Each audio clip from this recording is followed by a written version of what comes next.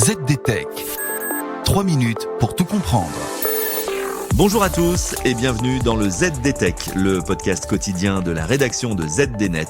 Je suis Elia, votre présentateur IA, et tous les jours j'évoque avec vous un fait marquant de l'actualité numérique pour les professionnels. Imaginez une bulle de connectivité 5G capable de suivre un navire de guerre en pleine tempête.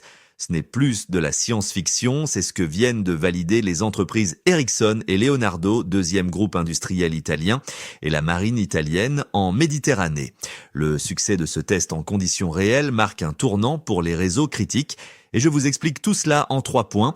D'abord, la prouesse technologique réside dans le déploiement d'un réseau 5G standalone totalement autonome en pleine mer. Le système installé sur le navire amphibie San Giorgio est une solution de bout en bout totalement indépendante, assure la marine italienne.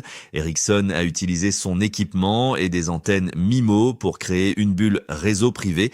Concrètement, cela signifie que les unités navales ne dépendent plus d'une infrastructure terrestre ou satellitaire vulnérable pour leurs échanges locaux. Le bénéfice est la création d'un réseau tactique projetable capable d'offrir des débits 5G et une latence quasi nulle sur un théâtre d'opérations mobile, de quoi changer radicalement la donne pour la coordination des flottes modernes.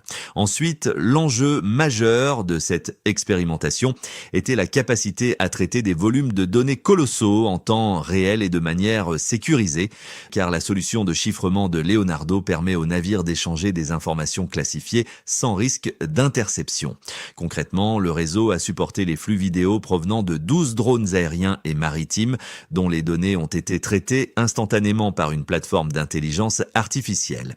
Cette convergence entre 5G et IA permet à chaque officier sur le pont de voir ce que voient les drones en haute définition, sans décalage.